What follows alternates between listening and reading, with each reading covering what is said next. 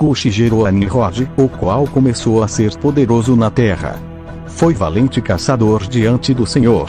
Daí dizer-se, como Nimrod, poderoso caçador diante do Senhor. Ora, em toda a terra havia apenas uma linguagem e uma só maneira de falar. Sucedeu que, partindo eles do Oriente, deram como uma planície na terra de Sinar, e habitaram ali.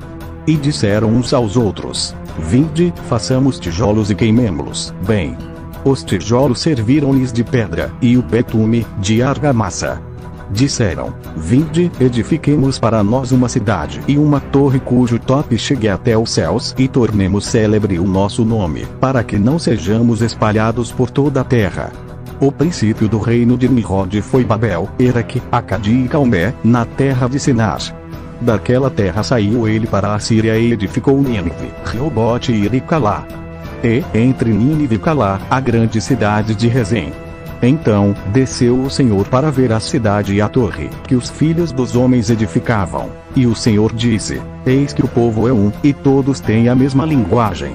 Isto é apenas o começo, agora não haverá restrição para tudo o que intentam fazer.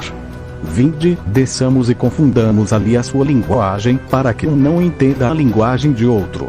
Destarte, ó Senhor, os dispersou dali pela superfície da terra, e cessaram de edificar a cidade. Chamou-se-lhe, por isso, o nome de Babel, porque ali confundiu o Senhor a linguagem de toda a terra, e dali o Senhor os dispersou por toda a superfície dela. Aqui é marcado o fim do reinado de Nimrod. Nimrod foi o primeiro rei poderoso na terra. Ele começou governando em Babel. Mas Babel ainda não havia recebido esse nome. Babel significa confusão. Ereque era conhecida como Uruk. Acadi tornou-se posteriormente o Império Acadiano. Calné era chamada de Caiuque, posteriormente recebeu o nome de Nimrud, em homenagem a Nimrod. Cuxi, pai de Nimrod, deu origem ao nome de Kish. Todas as cidades, Babel, Eraque, Acadi e Calné ficavam localizadas na Suméria. Suméria em hebraico é Shinar e é semelhante ao acadiano Sumer. Nimrod foi considerado com o título rebelde. Existem provas sobre a identidade de Nimrod. No épico de Enmenkar, é dito que o rei construiu uma enorme torre e provocou a ira dos deuses. Isso também aparece na lista de reis sumérios e na epopeia de Gilgamesh.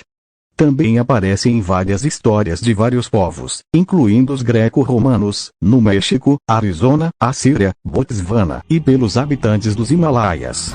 Além disso, o filósofo grego Platão, o filósofo Estieu e o historiador grego Abidenos mencionam um incidente envolvendo uma confusão de línguas. Abidenos também afirma que este incidente estava relacionado com uma torre na Babilônia que foi destruída. Outro registro inclui a Sibila, que diz: os deuses enviaram tempestades de vento e derrubaram a torre, e deram a cada um sua linguagem peculiar, e por isso foi que a cidade foi chamada de Babilônia.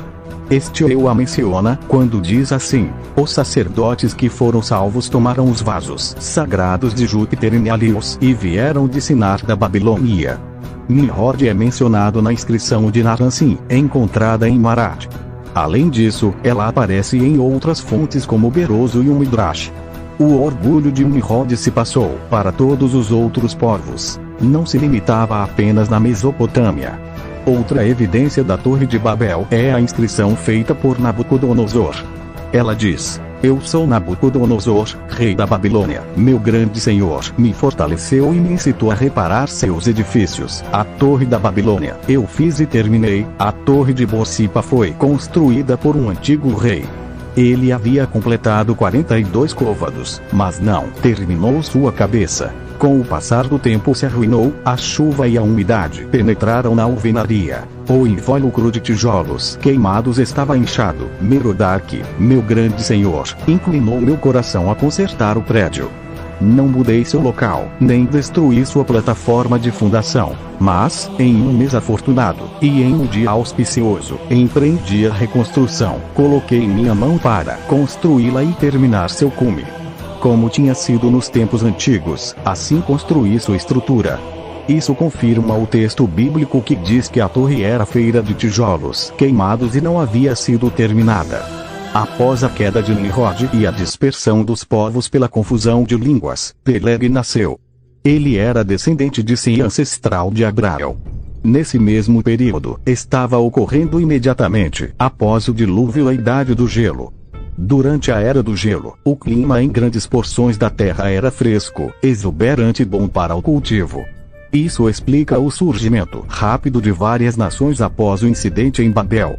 As pessoas se dispersaram para vários lugares enquanto o gelo se acumulava no hemisfério norte. Após o dilúvio, a humanidade permaneceu no Oriente Médio em uma planície na terra de Sinar, construindo a Torre de Babel. Deus teve que dividir e espalhar o povo, confundindo suas línguas, para que eles não perdessem a oportunidade temporária da ponte terrestre para a migração. O tempo de Deus foi perfeito, pois pode ter levado várias gerações para os humanos migrarem para a ponte terrestre do Mar de Bering e da Ásia Central.